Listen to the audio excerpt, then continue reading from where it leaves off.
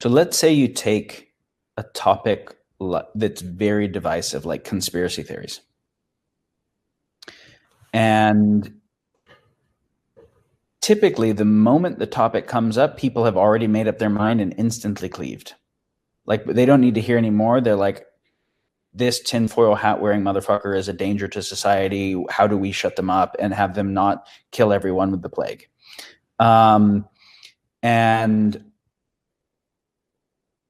Or someone just starts to hear about conspiracy and they're like, yeah, I probably will believe this. I'm probably interested in this. Whoever talks about this are probably my people, right? And what's interesting is there's like an intuitive resonance like that. And it doesn't mean every conspiracy theorist agrees with everything that any particular person says. But so as I overgeneralize to just kind of make a point, and then we can add the nuance back, you can see that that's a very strongly polarizing thing, where then there is basically no perspective seeking across that divide usually that happens. Well, if you ask in abstract, so asking in abstract is helpful because we'll remove all the emotional tension of this situation. So conspiracies have some people shared information with some other people to coordinate for some activity that they don't share widely with everyone for their own personal gain throughout history. Is that a thing that happens? Yeah, of course that's a fucking thing that happens. Happens all the time. It's all of what you can call like political strategy. And so then do some people get very good at intentionally lying and misinforming? You were a poker player, right? A bluff is done that before. Yeah. And so you were intentionally mastering the art of disinformation for a game theoretic advantage, right? And the soccer player does it when they fake to go this way and then they actually go this way. Or they're like, in any game theoretic scenario, truth about reality equals competitive advantage. So you want to throw the other guy off. So if I'm a politician or if I'm running a business and trying to corner the market or whatever it is, I'll try to both withhold my true information and create some false information so I can advance. So depending on the goal of the defined goal, right? If your goal is your personal advance, then maybe yes. But if your goal is to actually make the society flourish, then that's why I said in a competitive game theoretic scenario where we're not talking about a coordination game, right? But a zero-sum type game. Yeah. So then truth becomes one of the weapons. It becomes one of the things that we fight the battle with. So withholding information, trade secrets, patents, classified information, and then disinforming, right? Propaganda, whatever. Well, you don't have to study history very much to see that you can see the entire lens of the history of the world through that lens. And it's a very insightful lens. And Sun Tzu was talking thousands of years ago about how to conspire effectively, right? And how to break conspiracies effectively. And Machiavelli was talking about it. And so the idea that that's not a thing is just silly. That said, lots of the conspiracy theories that said such and such is going to happen by this date never fucking happen. And so they're like objectively, clearly wrong. And so to kind of generally bias towards or away from that as a whole class is silly. You can't think of it as a class in that way. But let's just say that we do. And we're looking at the people who do. So I've never actually seen an information ecology, a news ecology more fucked up than I'm seeing right now with regard to COVID, because you've got it's not even just the popular news, it's even science journals, right? It's the UK saying, oh, we're going to stay open and do herd immunity. And then a couple of days later, oh, fuck, actually everyone's going to die because the Imperial College just said this thing. And so we're actually going to lock down for 18 months. And then, oh, no, we overcorrected in that. And so the range even of within the scientific literature of ideas and guesses about it is orders of magnitude off. And partly that's because it's a novel virus. And partly it's because things like epidemiology are actually complex. And this one, where you have long, contagious, asymptomatic period is particularly complex to try to forecast. Like the unknown unknowns are quite high. So similarly, anyone who has a kind of sense in them of mistrust of the state and state type authorities, and they think that any state action that is going to decrease their freedom is probably some deep state conspiratorial cabal that is trying to remove everyone's freedoms and oppress them, they're going to just automatically tend to react to certain news in their news feed more than others, right? This is where the confirmation bias thing comes in. And since most people, when they read news, they aren't reading science journals, they're reading news that maybe discusses something in science, and they don't go check the science journal themselves, they decide at a feeling level, this feels true.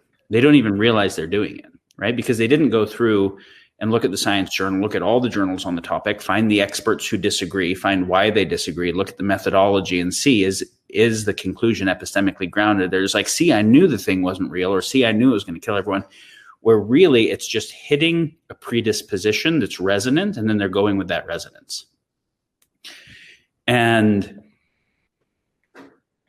But it goes in both ways, right? So there are the other side that just generally tends to think that there is this thing called legitimate authority and legitimate experts, and that science is real and science has the answers, and that there are these things called science deniers, and they might be anti-climate changers or anti-vaxxers or whatever, and they're all dangerous and they're all problems, and we just need to like trust the scientific authorities and they'll tell us what to do.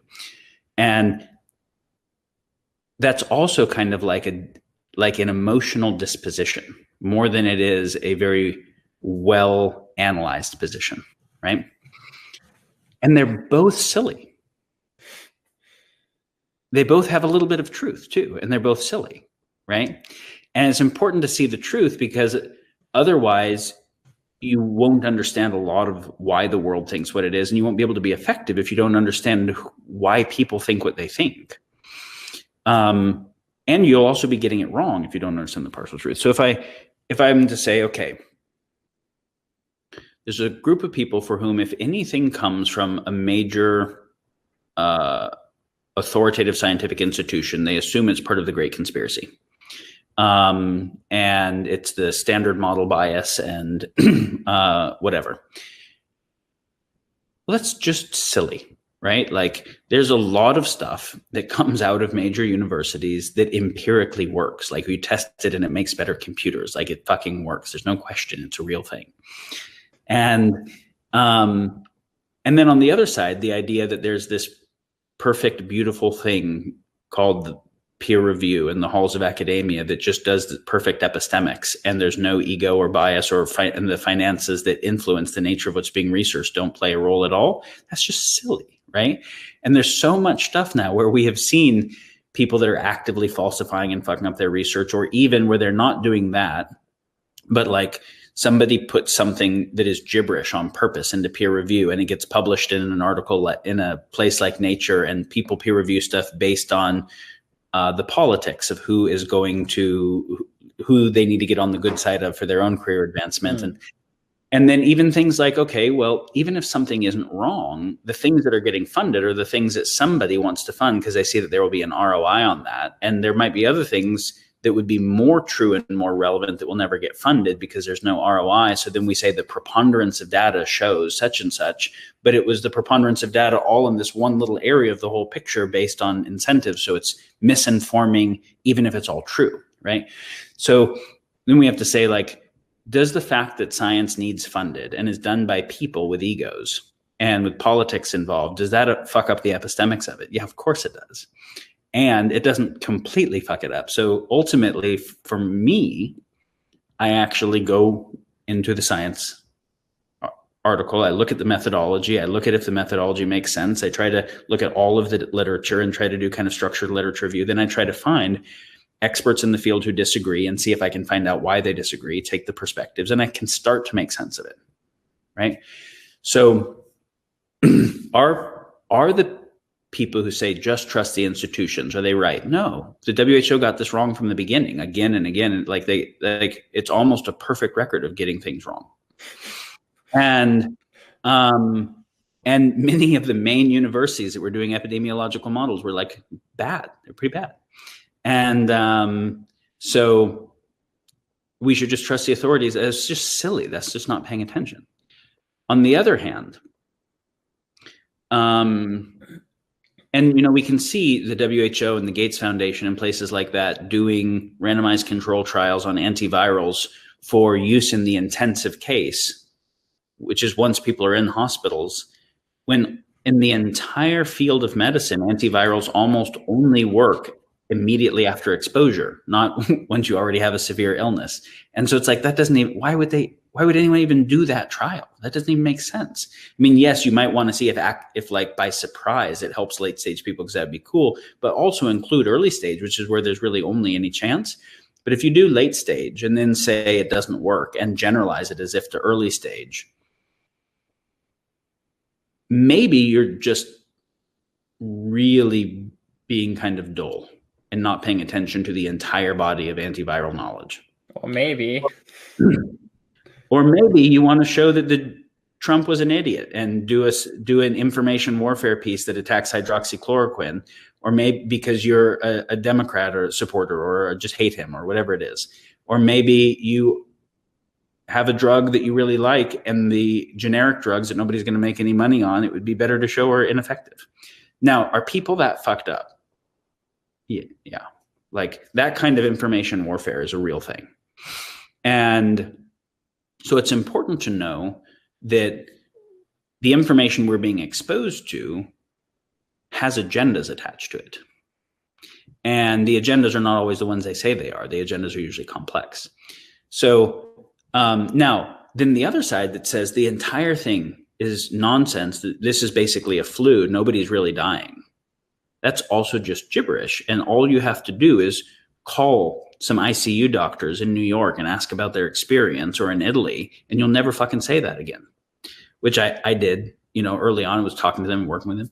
How was that? How was that? What did they say?